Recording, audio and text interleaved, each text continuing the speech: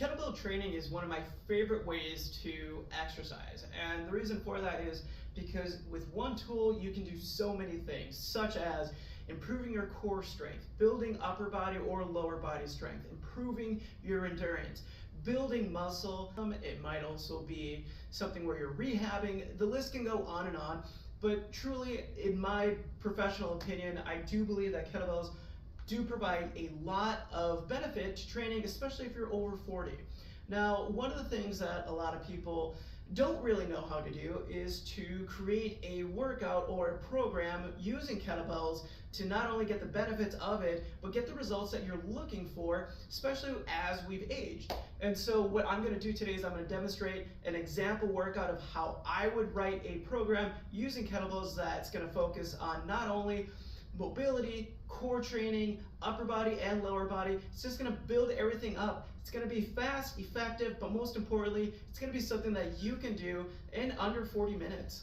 So before we start any workout, you want to make sure that you warm up. And the warm up in itself, we want to start with foam rolling. From there, going into a dynamic warm up. If you haven't already, I have those videos on the YouTube channel, so just go ahead and look for the MB Wellness warm up. You'll get the full thing there. But as soon as the warm-up's done, what I like to begin with is core exercises paired with upper body and lower body mobility. Now, the reason I want to do that is because I'm going to stimulate the core, which is going to prime my body for stability so that I can have further mobility, because there's a thing called proximal stability for distal mobility. What that basically means is that when we specifically target the core to stabilize, our joints can move more freely. If our joints aren't supported by stabilizing at the torso, they're going to have limited ranges of motion because it's not as steady as it needs to be, so mobility won't be as accessible. So when it comes to core exercises, it really doesn't matter what you're choosing, just make sure you're doing something. For the sake of demonstration, for this specific workout, what we're going to begin with is kettlebell dead bugs, one of my favorite exercises to do for the core. So what we're going to do is we're going to grab our kettlebell, we're going to have it bottom side up. From this position here, I'm going to have the kettlebell just slightly above my eyebrows. From that position, my toes go towards my knees for some active feet. I'm going to extend one leg and pull back in. And then I'm going to alternate to the other side. And so as I'm starting here, I'm making sure that my ribs are down and my hips are pulled up as I'm going through this motion. If this feels a little too challenging, you can just drop the heel down and raise it back up. And if you really want to challenge yourself, you can extend both legs, drop one down, and raise back up. Again, we're targeting the core here, getting ourselves to brace and stabilize throughout the spine and the torso. So as soon as I'm done with that first exercise, which is again core related, I'm going to go into a lower body mobility exercise. And again, this can be varied from whatever you want to throw in here. For demonstration's sake, I'm going to do what's called a 90-90 heel tap. So I'm going to lean forward, my back leg is going to raise upward, I'm going to rotate my knee out, tap my heel, and control back down. So again, I raise up, I rotate, tap, and bring it back down. I'm going to repeat that motion for 6 reps on each side. And once I've completed each side, then in the last exercise of this beginning series, I'm going to be doing what's called an open book. So with this open book, I'm focusing on my upper back and my shoulders here. So I'm going to have my knees stacked, bottom hand on top, place my hand forward.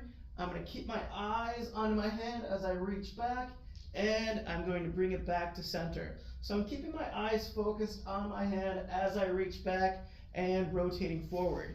With those, we're going to do 6 reps on each side, slow and controlled. So we're going to begin that series of exercises starting with the kettlebell dead bug. Let's go anywhere from 6 to 8 reps on that. From there, move into that 90-90 heel tap, 6 on each side, wrapping up with that open book, 6 reps on each side just as well. And what we want to do is we want to do this series for 2 to 3 rounds. Basically what we're doing is priming and prepping the body for the workout.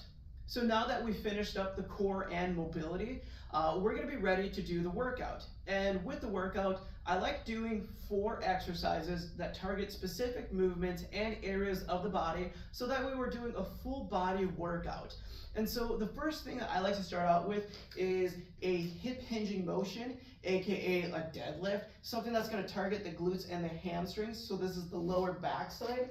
And so you can add anything you want, but for demonstration's sake, we're using a kettlebell, we're being specific with it. And so what we're gonna begin with is a kettlebell swing.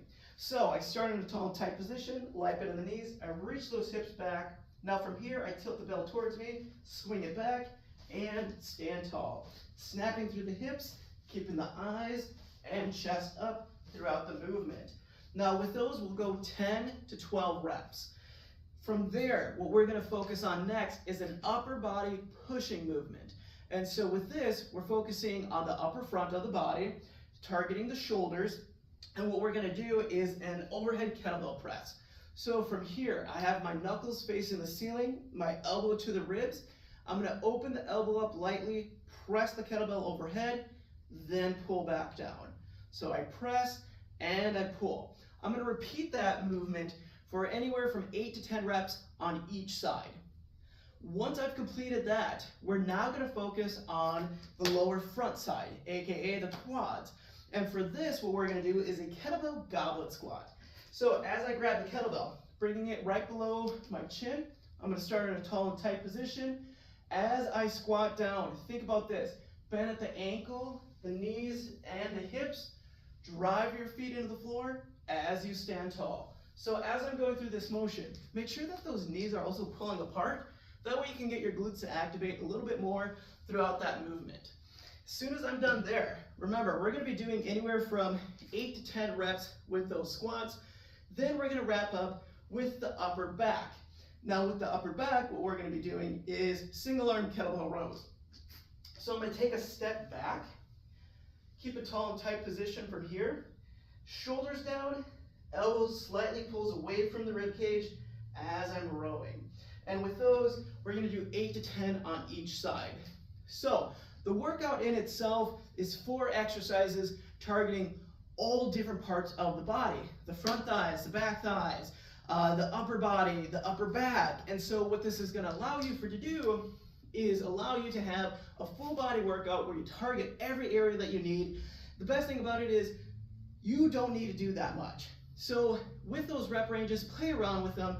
I say anywhere from 3 to 5 rounds is good enough to get an efficient workout. And at the end of the workout, you want to make sure that you're stretching and you're cooling down. If you look through our channel, you'll find a video that says MB Wellness Cool Down. All we have to do is click play and you get to cool down. So this is how I would write a program using kettlebells and the formula of how to do it. Remember, we start with core, upper body and lower body mobility. From there, going into the workout, which consists of usually 4 movements, which is something lower body pulling, targeting the glutes and the hamstrings, that hip hinge, into upper body pushing, which is going to target the chest and the shoulders. For demonstration, we did the overhead kettlebell press, but you can do push-ups, bench press, whatever you want to throw in there. Then we targeted the lower body and the front side where we did squats.